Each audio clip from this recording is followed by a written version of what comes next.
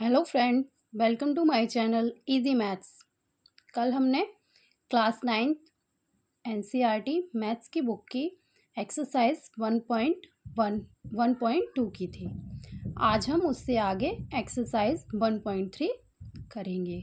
ठीक है, तो एक्सरसाइज शुरू कराने से पहले मैं आपको इस जो भी प्रश्नावली 1.3 है इससे संबंधित जो भी बेसिक कॉन्सेप्ट हैं जो हमको पता होने चाहिए जब हमें एक्सरसाइज के क्वेश्चन सॉल्व करना आएंगे, वो मैं आपको पहले कॉन्सेप्ट बताऊंगी।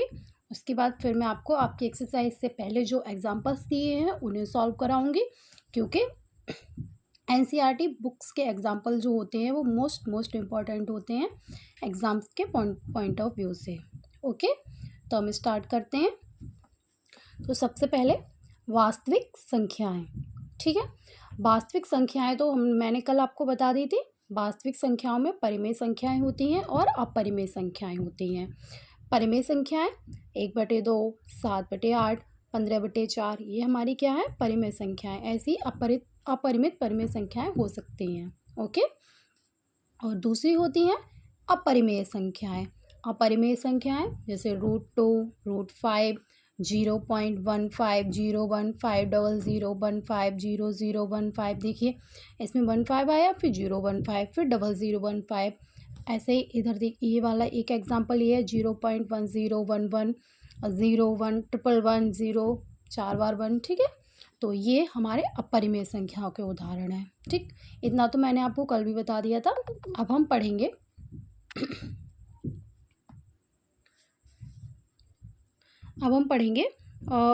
दशमलव प्रसार। ये जो परिमेय और अपरिमेय संख्याएं होती हैं इनके हम दशमलव प्रसार पढ़ेंगे। जैसे हम 1/2 को अगर दशमलव में बदलेंगे, 2 का इसमें भाग करेंगे तो किस तरह से संख्या बनेगी, तो उसको हम दशमलव प्रसार में लिखेंगे। तो दशमलव प्रसार 3 प्रकार का होता है। पहला होता है शांत दशमलव, मतलब टर्मिनेटिंग इंग्लिश में। दूसरा होता है अनवसानी आवर्ती, इसको इंग्लिश में कहते हैं नॉन टर्मिनेटिंग रिकरिंग डेसिमल। ठीक है, तीसरा होता है हमारा अनवसानी अनावर्ती। ठीक है, इसे कहते हैं नॉन टर्मिनेटिंग नॉन रिकरिंग। इसमें और इसमें सिर्फ अंतर इतना है कि दोनों ही अनवसानी है, लेकिन ये आवर्ती है और ये क्या है, अनावर्ती है। ठीक है, तो अब मैं इन तीनों दशमलव प्रसार को मैं आपको एक एक करके समझाती हूँ कि ये क्या होते हैं। ठीक है, आगे हम देखते हैं। तो सबसे पहले हम देखते हैं शांत दशमलव, इसको कहते हैं टर्मिनेटिंग, जिसमें शेष शून्य हो जाता है। शांत दशमलव वो दशमलव प्रसार होता है जिसमें शेषफल कितना आता है, शून्य। मतलब अगर हम नीचे वाले हर से अंश में भाग देते हैं परिमेय संख्या में, तो पूरा पूरा भाग चला जाता है, शेष में कुछ नहीं बचता। देखिए जैसे मैंने एक परिमेय संख्या ली 1/2। अब मैंने 2 से 1 में भाग दिया तो कितना आ गया, 0.5। इस तरह से भाग देंगे, 2 से 1 में भाग देंगे तो 1 में तो जाएगा नहीं, तो 0 पॉइंट लगा के एक 0 बढ़ाएंगे और 2 पंजे 10। मतलब यहाँ पर हमारा भाग खत्म हो गया, शेषफल कुछ नहीं बचा। ठीक है, तो ये आंसर आ गया 0.5। तो ये जो 1/2 दिया है ये कैसी होगी, परिमेय संख्या होगी। क्यों होगी, क्योंकि जब हमने डिवाइड दिया तो हमारा डिवाइड पूरा पूरा चला गया। तो अगर हमसे 1/2 पूछा जाए कि 1/2 संख्या परिमेय है कि अपरिमेय है, ओके, तो आप कैसे बताएंगे। पहला तो यह है कि ये P/Q के फॉर्म में लिखी है। दूसरा ये है कि Q is not equal to 0, Q की वैल्यू 0 नहीं होनी चाहिए, तो इसमें Q की वैल्यू नीचे 0 भी नहीं है। उसके बाद तीसरा क्या है, हमने इसमें डिवाइड करके देखा हर से अंश में, तो पूरा पूरा डिवाइड चला गया, कुछ भी शेषफल नहीं बचा। तो ये संख्या कैसी हो गई, परिमेय संख्या। शेषफल बचता है उसके लिए भी नियम है, वो भी परिमेय संख्या होती है, वो हम आगे करेंगे। अभी फिलहाल वो वाले करेंगे जिसमें शेषफल नहीं बचता है। ठीक है, नेक्स्ट एग्जाम्पल हम देखते हैं 7/8। तो इसमें भी हम देखिए इसका दशमलव प्रसार हम देखते हैं कैसा आएगा। 8 से हम 7 में भाग देंगे, तो 8 से हमने 7 में भाग दिया तो 7 में जाएगा नहीं, तो हम 0 पॉइंट लगाएंगे तो 70 हो जाएगा। तो हो जाएगा 8 8 8 64 64 हुआ। फिर हमारा बचेगा 6, फिर हम दोबारा 6 में तो जाएगा नहीं 8 से भाग, तो हम फिर एक 0 बढ़ाएंगे, फिर 8 से 56 हो जाएगा, 56 के बाद फिर 4 बचेगा, फिर हम 0 लगाएंगे तो 8 पंजे 40 हो जाएगा। ठीक है, तो मतलब यहाँ पर हमारा भाग खत्म हो गया, शेषफल 0 बच गया। तो ये कैसा है हमारा शांत दशमलव। हम यहाँ पर क्या लिख देंगे, देखिए शांत दशमलव। अगर आपसे क्वेश्चन पूछा जाए कि 7/8 का दशमलव प्रसार कैसा है, तो आप डिवाइड करेंगे और ये पूरा पूरा डिवाइड चला गया, शेष कुछ भी नहीं बचा, तो यह है शांत दशमलव। और 7/8 एक परिमेय संख्या होगी। इससे हमारे दो आंसर निकलते हैं, एक तो ये है कि ये शांत दशमलव है, दूसरी ये हो गई कि ये परिमेय संख्या हो गई। ठीक है, नेक्स्ट देखते हैं माइनस का 3/4। तो इसे भी ऐसे ही करना है, माइनस की संख्या भी परिमेय संख्या में आती है। ओके, ऐसा नहीं है कि माइनस की संख्या है तो उसे हम परिमेय संख्या नहीं कहेंगे, ये भी परिमेय संख्या है, लेकिन ये भिन्न नहीं है। ठीक है, भिन्न हमेशा पॉजिटिव होती है, परिमेय संख्या पॉजिटिव या नेगेटिव दोनों हो सकती है। तो हम इसको कैसे सॉल्व करेंगे, देखिए 4 से 3 में भाग देंगे तो 4 से 3 में भाग तो जाएगा नहीं, तो हम 0 पॉइंट लगा लेंगे। फिर यहाँ पर 4 सत्ते 28 हो जाएगा, 2 बचेंगे, 4 पंजे 20। यहाँ पर हमारा डिवाइड क्या हुआ, ख़त्म हो गया, शेषफल कुछ नहीं बचा, तो 0.75, मतलब यहाँ पर ये हमारा इतना ख़त्म हो गया। तो ये कैसा है हमारा शांत दशमलव। ठीक, तो आपको ये समझ में आ गया होगा कि हमें कैसे पहचान करनी है दशमलव की, कि ये शांत है अशांत है। तो ये कैसा है, शांत। ओके, नेक्स्ट हम आगे देखते हैं दूसरा वाला, अनवसानी आवर्ती वाला। देखिए दूसरा देखेंगे, अनअवसानी आवर्ती दशमलव प्रसार। ठीक है, इसे कहते हैं नॉन टर्मिनेटिंग रिकरिंग। इसमें शेष कभी भी शून्य नहीं होता, मतलब हम डिवाइड अगर देते जाएंगे तो डिवाइड हमेशा चलता ही जाएगा, कभी ऐसा टाइम नहीं आएगा कि वहाँ पर नीचे 0 शेष आ जाए और डिवाइड ख़त्म हो जाए, क्योंकि जब शेषफल 0 आ जाता है तो डिवाइड हमारा वहाँ पर ख़त्म हो जाता है। लेकिन यहाँ पर कभी ऐसा टाइम ही नहीं आएगा कि यहाँ पर शेषफल 0 आ जाए। तो देखिए कैसे करते हैं हम, ये जैसे हमें एक एग्जाम्पल दिया है 10/3, 10/3 एग्जाम्पल दिया है, तो हम अब इसमें बताएंगे कि इसका दशमलव प्रसार कैसा है। तो हम 3 से 10 में डिवाइड करेंगे। देखिए 3 से हम 10 में डिवाइड करेंगे तो 3 तिया 9, 10 में से, तो हम करेंगे 3 से 10 में डिवाइड, 3 तिया 9, शेषफल 1 बचेगा, फिर हम पॉइंट लगा के यहाँ 0 बढ़ाएंगे, फिर 3 तिया 9, फिर हम 0 बढ़ा लेंगे, फिर 3 तिया 9 हो जाएगा, फिर हम 0 बढ़ा लेंगे, 3 तिया 9, फिर यहाँ पे 1 ही बच जाएगा। मतलब ये है कि ये नीचे ऐसे ही चलता रहेगा, कभी भी शेषफल हमारा 0 नहीं आएगा, क्योंकि हम हर बार 3 तिया 9 करेंगे, 1 बचेगा, फिर हम 3 तिया 9 करेंगे, फिर 1 बचेगा। ठीक है, तो हमें 3.33 और डॉट डॉट डॉट, मतलब 3 हमारा ऐसे ही चलता रहेगा। तो हम 10/3 की वैल्यू क्या लिखेंगे पॉइंट में, 3.33 डॉट, ये लिखेंगे dot dot dot. Dot dot का मतलब है कि आगे ये जो 3 है ये हमारा चलता ही जा रहा है। अब देखिए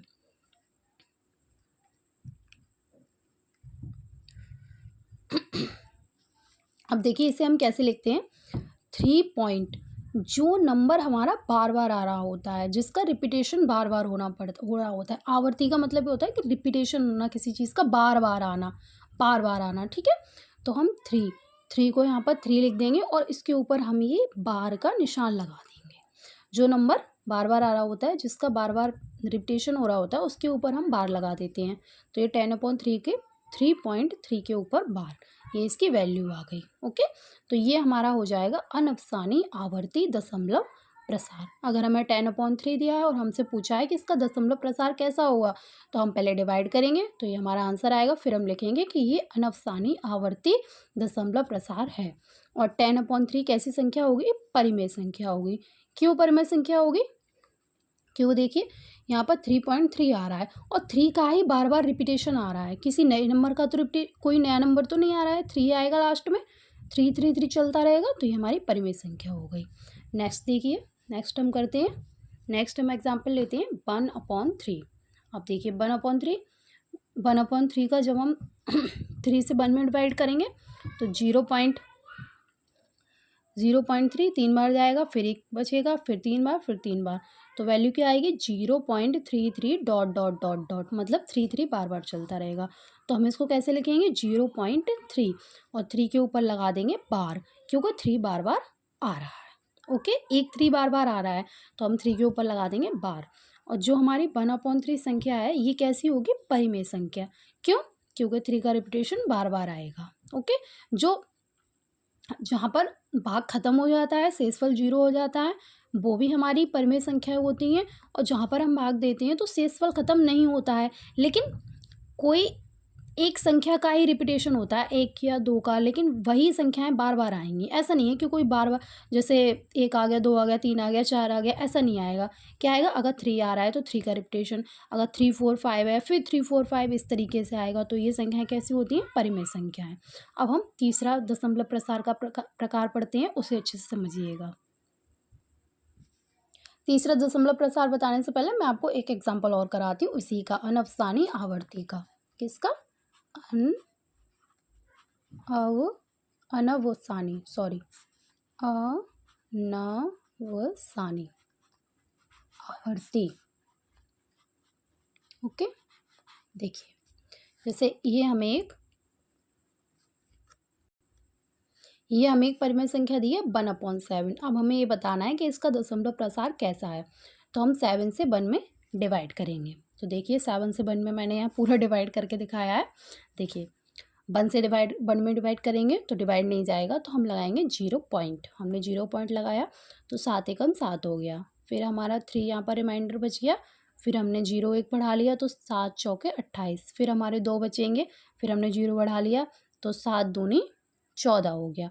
फिर हमारे 6 बचेंगे, फिर हमने 0 तो 7 अट्ठे 56। फिर 4 बचेंगे तो 7 पंजे 35 हो जाएगा। फिर हमारे 5 बचेंगे तो हम 0 बढ़ाएंगे तो 7 सत्तू 49 हो जाएगा। अब देखिए आप आगे, अब देखिए अब बचेगा यहाँ पे 49 के बाद यहाँ कितना बचेगा 1। तो 1 में हम फिर 0 बढ़ाएंगे तो 7 एकम 7 हो जाएगा। फिर से 30 बचेगा तो हम फिर यहाँ 7 चौके 28। अब आप ऊपर देखिए, इसी तरह से ऊपर हुआ था, 10 था, 7 आया था, फिर 30 आया था, फिर 20 आया था, तो इसी तरह से फिर नीचे चलने लगा। तो ये हमारा भाग कैसे जाएगा, देखिए 0.142857 पहले इतने चला गया, फिर दोबारा हमारा भागफल फिर यही आने लगा 142857। फिर हमारा फिर से फिर यही आएगा 142857। मतलब ये जो 142857 है, इतने नंबर का रिपीटेशन होता रहेगा, ये भाग कभी ख़त्म नहीं होगा। तो हम इसको ऐसे लिखेंगे 0.142857, 142857, 142857। तो हम इसको कैसे लिख देंगे 0.142857, पूरे के ऊपर क्या लगा देंगे बार, क्योंकि यही नंबर बार बार आएगा। अगर हमें इसे खोल के लिखना होगा तो हम कैसे लिखेंगे, इसको एक बार लिख लेंगे, फिर इसको फिर ऐसे ही लिख लेंगे जैसे हमने ऊपर लिखा है, फिर हम इसको ऐसे ही लिख लेंगे। जो समझ में आ गया। तो ये कैसा दशमलव प्रसार है, अनअवसानी आवर्ती, ठीक है। और 1/7 एक ऐसी संख्या है, परिमेय संख्या है, क्योंकि यहाँ पर जो भी दशमलव के बाद जिन अंकों का रिपीटेशन हो रहा है तो वो बार बार लौट लौट के वही अंक आएंगे। ओके, आगे देखते हैं। अब देखिए तीसरा मोस्ट इम्पॉर्टेंट, अनअवसानी अनावर्ती। इससे पहले हमने पढ़ा था अनअवसानी आवर्ती, लेकिन हम यहाँ पढ़ेंगे अनअवसानी अनावर्ती, क्योंकि यहाँ जो नंबर्स आएंगे पॉइंट के बाद उनका रिपीटेशन नहीं होगा, होगा तो एक अलग तरीके से होगा। ठीक है, देखिए जैसे 0.101101011110, ये कैसी संख्या है, अपरिमेय संख्या। इसमें देखिए 0 पॉइंट के बाद 10 आ रहा है, फिर 11 आ रहा है, फिर 0, फिर 11 आ रहा है, फिर इसमें सेम नंबर का रिपीटेशन नहीं हो रहा है। ठीक है, तो ऐसी संख्याएं होती हैं अपरिमेय संख्या। अपरिमेय संख्या का दशमलव प्रसार अनअवसानी अनावर्ती होता है। मतलब अगर आपको कोई संख्या दी है और आप उसको डिवाइड करके देखेंगे, अगर उसका प्रसार इस तरह से आ रहा है जिसमें रिपीटेशन नहीं हो रहा है, पॉइंट के बाद बस चलता ही जा रहा है, डिवाइड चलता ही जा रहा है पर ख़त्म नहीं हो रहा, उसमें किसी चीज़ का रिपीटेशन नहीं आ रहा है, तो हम ऐसी संख्याओं को कहते हैं अपरिमेय संख्या। जैसे ये है √2। अब देखिए √2 की वैल्यू हम निकालते हैं तो कितनी आती है, 1.41213562373095 डॉट डॉट डॉट, ऐसे हम आगे करते जाएंगे तो ये होता ऐसे ही होता जाएगा, लेकिन इसमें रिपीटेशन नहीं होगा। देखिए पहले 4 आया, 1 आया, फिर 4 2 आया, फिर 1 3 आया, फिर 5 6 क्या आ रहे हैं, अलग-अलग नंबर्स आ रहे हैं। ऐसा नहीं हो रहा कि ऐसा हो जाता कि 1.41 आ जाता, फिर से 41 आ जाता, फिर से 41 आ जाता, फिर से 41 आ जाता। तो ये क्या होता है, ये 41 का क्या होने लगता, रिपीटेशन होने लगता।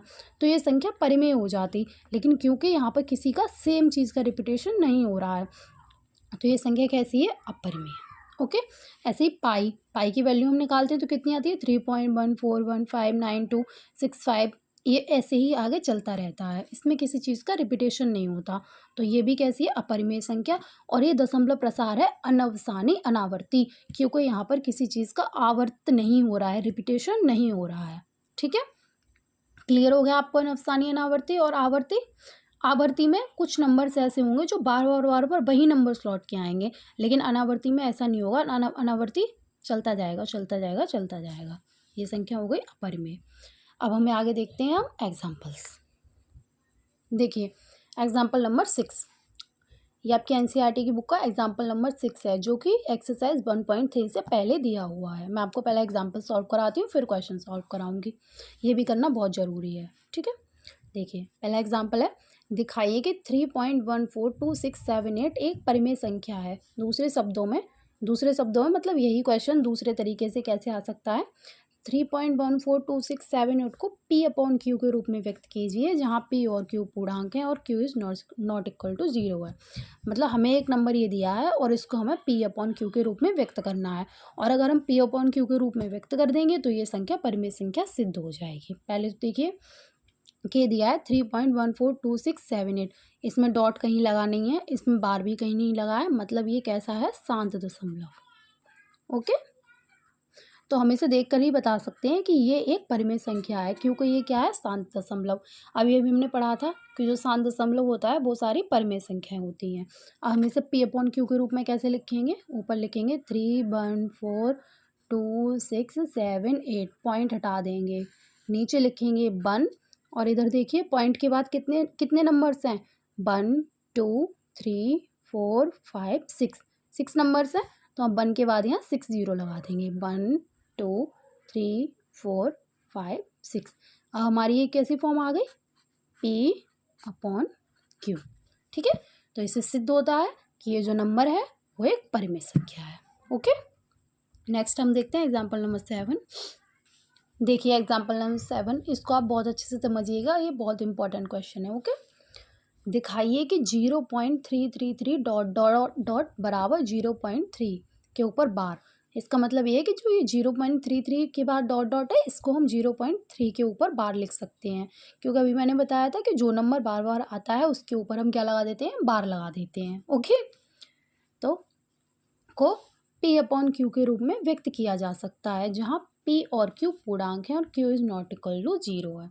हमें बताना है कि 0.3 के ऊपर बार को हम P अपॉन Q के रूप में व्यक्त कर सकते हैं, या इस क्वेश्चन को हम ऐसे भी कर सकते हैं कि संख्या 0.3 के ऊपर बार परिमेय है, ये सिद्ध करके बताइए। तो देखिए हम इस संख्या को P अपॉन Q के रूप में कैसे लिखेंगे, तो हम क्या करेंगे, x बराबर, ये जो हमें 0.3 के ऊपर बार दिया है इसको हम x के बराबर मान लेंगे। ठीक है, माना, क्या लिखते हैं, माना x बराबर 0.3 के ऊपर बार, तो x बराबर 0.333, 3 के ऊपर बार है तो हम बार हटा देंगे और इसको 333 डॉट डॉट डॉट, कितनी बार भी 3 लिख सकते हैं। ओके, लिख लेंगे। अब हम आगे क्या करेंगे, क्योंकि एक अंक पर बार लगा है इसीलिए हम 10 का गुणा करेंगे। ये मैंने यहाँ लिख दिया है, ये आपको सॉल्व करते टाइम लिखना नहीं है, आपको समझाने के लिए मैंने लिखा है। तो देखिए कितने अंक के ऊपर बार था, एक अंक के ऊपर ही तो बार था, सिर्फ 3 के ऊपर बार था, एक अंक के ऊपर बार था, तो हम 10 का गुणा करेंगे, दोनों तरफ 10 का गुणा करेंगे। तो दोनों ओर 10 से गुणा करने पर, तो ये देखिए यहाँ पर मैंने 10 से गुणा करा तो ये हो गया 10x, और इधर भी मैंने 10 से गुणा करा तो 10 इंटू, ये हमने ब्रैकेट में लिख दिया। ठीक है, गुणा करेंगे तो ये हो गया 10x, और जब मैं 0.33 डॉट डॉट में 10 से गुणा करूँगी तो ये कितना हो जाएगा, 3.33। ओके, 3 को कितने बार भी लिख सकते हैं, डॉट डॉट डॉट। कैसे, देखिए मैं गुणा करके बता देती हूँ, ये है देखिए 0.333। अब मैं इसमें 10 से गुणा करूँगी तो ये हो जाएगा 0 0 0, 1 से गुणा करेंगे तो 3 3 3, 0, 3, 3, 3, ये कितना आ गया 3.333। इसी तरीके से क्या होगा, ये चलता जाएगा, ठीक है, 3 करके। वैसे भी हमने जब ये हम जानते हैं कि अगर किसी पॉइंट वाले नंबर में अगर 10 से गुणा करते हैं तो अगर 10 से गुणा करते हैं तो पॉइंट 1 नंबर पीछे चला जाता है, 100 से गुणा करते हैं तो पॉइंट 2 नंबर पीछे चला जाता है, 1000 से गुणा करते हैं तो पॉइंट 3 अंक पीछे चला जाता है। जितने जीरो होते हैं उतने ही अंक पीछे पॉइंट चला जाता है, ठीक है। तो हो जाएगा 10x और ये हमारा हो गया गुणा करने के बाद 3.33। अब देखिए हम इसको कैसे तोड़ेंगे। ये 3.33 लिखा है, हमने इसमें से 3 अलग कर लिया और प्लस 0.33, क्योंकि 3.33 में से अगर मैं 3 अलग कर लूँ तो कितना रह जाएगा 0.33। ऐसा हमने क्यों किया, क्योंकि ये हमने जो x के बराबर जो वैल्यू मानी थी उसे हम यहाँ पर लेकर आएंगे। कैसे लेकर आएंगे, इसी तरीके से लाएंगे। 3.33 में से अगर मैं 3 अलग कर लूँगी तो इतना बच जाएगा, क्योंकि देखिए 3.333, इसमें से अगर मैं 3 अलग कर लूँ, 3 मैंने घटा दिया तो कितना बच जाएगा 3 0 पॉइंट। समझ में आया। तो इस तरह से हम इसको अलग कर लेंगे। अब आगे देखते हैं। तो देखिए 10x बराबर 3 प्लस 0.33 आ गया हमारा। तो हमने 10x 3 प्लस, अब मैंने इस वैल्यू को किसके बराबर माना था, x के बराबर, तो मैंने यहाँ क्या लिख दिया, x लिख दिया। अब मैं इस x को उठा के इधर ले गई तो 10x minus x equal to 3 आ गया। 10x में से x घटाया तो 9x बचा। 9x बराबर 3, x बराबर 3/9, 3 से हमने काट दिया, 3 एकम 3, 3 तिया 9, x बराबर 1/3 आ गया। अब मैंने x बराबर क्या माना था 0.3, तो 0.3 के ऊपर बार इक्वल टू 1/3, तो 1/3 हमारी क्या फॉर्म आ गई, p/q। यही हमें सिद्ध करना था कि क्या हम 0.3 बार को p/q के रूप में लिख सकते हैं, तो हाँ लिख सकते हैं। और 0.3 के ऊपर बार एक परिमेय संख्या है, ठीक है। ये हमारा क्वेश्चन सॉल्व हो गया। आगे हम देखते हैं एग्जाम्पल नंबर 8। देखिए एग्जाम्पल नंबर 8 ये भी 7 की तरह है, बस थोड़ा सा अंतर है। दिखाइए कि 1.2727 डॉट डॉट डॉट 1.27 के ऊपर बार, मतलब 1.2727 है तो 27 का बार बार रिपीटेशन हो रहा है, तो हमने क्या किया 1 पॉइंट का तो हो नहीं रहा है, 1 पॉइंट लिख के और 27 के ऊपर क्या लगा दिया बार। तो ये हमारा इस संख्या को हम इस तरीके से लिख सकते हैं, को p/q के रूप में व्यक्त किया जा सकता है, जहाँ p और q पूर्णांक है और q is not equal to 0 है। तो हम इस सवाल को कैसे करेंगे, इसको हम p/q के रूप में निरूपित करना है। सबसे पहले हम मानेंगे x बराबर 1.27 के ऊपर बार, फिर x बराबर 1 पॉइंट, क्योंकि 27 के ऊपर बार है इसीलिए हम 2727 कितनी बार भी लिख सकते हैं। चूँकि 2 अंकों के ऊपर बार है इसीलिए 100 से गुणा करेंगे। पिछले सवाल में सिर्फ 1 अंक के ऊपर बार था, सिर्फ 3 के ऊपर बार था, लेकिन यहाँ पर कितने अंकों के ऊपर बार है, 2 और 7 के, इसीलिए हम कितने को गुणा करेंगे, इसीलिए हम 100 से गुणा करेंगे। तो देखिए हम 100 से गुणा करेंगे तो इसमें 100 से गुणा करेंगे तो ये हो जाएगा 100x, और इधर हम 100 से गुणा करेंगे तो 100 गुणा इतना हमने ब्रैकेट में लिख दिया 100x बराबर, इससे हम गुणा करेंगे तो कितना हो जाएगा 127। क्यों 127 क्यों होगा, क्योंकि देखिए नंबर हम पूरा यही लिख देंगे यहाँ पर, क्योंकि हमने 100 से गुणा करा है और 100 में कितने जीरो हैं 1 2, तो ये जो पॉइंट है वो 2 अंक इधर उठ के चला जाएगा, तो कितने 1 2 कितने के बाद आ जाएगा 7 के बाद। समझ में आ गया 127 पॉइंट। अब हम 100x बराबर, अब देखिए 127 को हम कैसे लिखेंगे, इसमें से 126 अलग करेंगे और 1.2727 अलग लिखेंगे। क्यों लिखेंगे, क्योंकि हमने x बराबर क्या माना था 1.2727। अगर मैं 127 में से 126 अलग कर लूँ तो रह कितना जाएगा 1.2727। अगर आपको ऐसे नहीं आए तो देखिए ये हमने यहाँ बताती हूँ मैं 127 पॉइंट, ये हमारा था 272727। इसमें से मैं 126 अलग कर लूँ, मैंने 126 अलग कर लिया तो हमने घटाया तो कितना बचेगा 1.272727, तो वही हमने यहाँ पर लिख दिया है। ओके, तो हम 100x बराबर 126 हमारा ये हो गया, प्लस हमने ये वाली वैल्यू कितनी मानी थी x मानी थी, तो हमने यहाँ पे x लिख दिया। ये 100x, इस वाले x को हम इधर ले आए तो ये 100x माइनस x हो जाएगा 126। 100x में से एक x जाएगा तो 99x बराबर 126। x बराबर हो जाएगा 126/99। इसको हम काट देंगे 3 से तो 42/3, फिर से 3 से काट देंगे तो ये आ जाएगा हमारा 14/11। x बराबर 14/11 आ गया। x की वैल्यू हमने मानी थी 1.27 के ऊपर बार, और ये कितना आ गया 14/11 के बराबर। बराबर ये क्या फॉर्म आ गई, P/Q। तो आंसर हम इसका लिखेंगे, हम 1.27 बार को P/Q के रूप में व्यक्त कर सकते हैं, और 1.27 बार एक परिमेय संख्या है। क्यों है, क्योंकि हम इसे P/Q के रूप में व्यक्त कर सकते हैं। ओके, अगला देखते हैं हम एग्जाम्पल नंबर 9। देखिए एग्जाम्पल नंबर 9 है, दिखाइए कि 0.235 डॉट बराबर, इसको हम क्या लिख सकते हैं 0.235 बार किसके ऊपर लगाए 35 के, क्योंकि यहाँ पर देखिए 35 बार बार आ रहा है, इसलिए हम 35 के ऊपर बार लगा दिया। को P/Q के रूप में व्यक्त कर सकते हैं, जहाँ P और Q पूर्णांक है और Q is not equal to 0 है। तो इसे भी सेम उसी तरीके से करेंगे। x बराबर मानेंगे 0.235 के ऊपर बार, x बराबर 0.2 और 35 के ऊपर बार है, इसलिए हम 35 बार बार लिख देंगे। 2 नहीं लिखेंगे बार बार, क्योंकि 2 के ऊपर बार नहीं है, 35 के ऊपर बार है। अब दोनों ओर 100 का गुणा करेंगे। 100 का गुणा हमने क्यों किया, क्योंकि 2 अंकों के ऊपर बार आ रहा था, 1 और 2।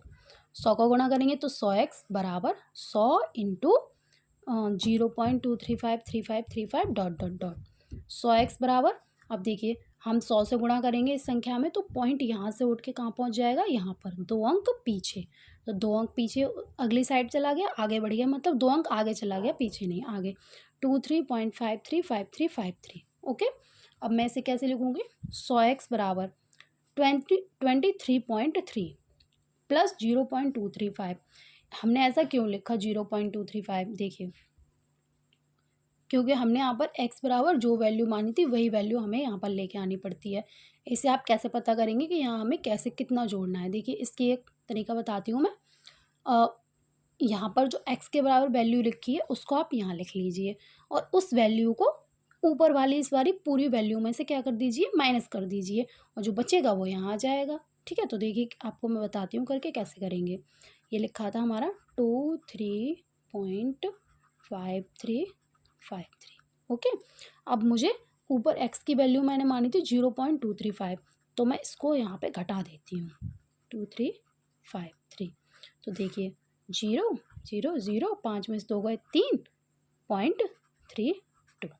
समझ में आया, ये देखिए 0 हम छोड़ देंगे और ये वैल्यू हमारी आ गई, तो ये वैल्यू हमने आगे लिख दी इतनी, और बच जो हमने घटाया था, जो हमारी x की वैल्यू थी वो हमने पीछे लिख दी। समझ में आया, क्या किया हमने, ये जो पूरी वैल्यू थी उसमें से मैंने जो ऊपर x की वैल्यू थी वो मैंने इधर लिख दी, और जो मैंने ये वैल्यू जो लिखी है x की उसको मैंने इसमें से घटा दिया, और जो रह गया वो मैंने इधर लिख दिया। इन दोनों को जोड़ेंगे तो इतना ही आएगा। ठीक है, जोड़ के आप देख लीजिएगा, 10x 23.3 हो गया, प्लस ये वैल्यू मैंने x की मानी थी ऊपर, तो मैंने x लिख दिया। ये 100x में से x इधर जाएगा तो ये 99x हो जाएगा, बराबर 23.3 हो जाएगा। x बराबर 23.3 अपॉन ये 99 हो जाएगा। अब हम ये वाला पॉइंट हटाएंगे, हमें पॉइंट हटाएंगे तो एक नीचे 0 बढ़ा देंगे। इसका आंसर आ गया हमारा 233/990। इसकी वैल्यू हमारी इतनी आ गई, और ये हमारा P/Q का रूप आ गया। तो ये हमारा सिद्ध हो गया कि इस संख्या को हम P/Q के रूप में लिख सकते हैं, और यह संख्या एक परिमेय संख्या है। ठीक है, तो आज मैं इस वीडियो का एंड यहीं पर करती हूँ, एग्जाम्पल नंबर 9 तक। इसके बाद मैं आपको एग्जाम्पल नंबर 10 और 1.3 के जो क्वेश्चंस दिए हैं वो मैं आपको अगली वीडियो में सॉल्व कराऊंगी। अगर आपको मेरी वीडियो पसंद आई हो तो मेरी वीडियो को लाइक करें, मेरे चैनल को सब्सक्राइब करें, और thanks for watching my video. अगली वीडियो तक के लिए बाय बाय, थैंक यू।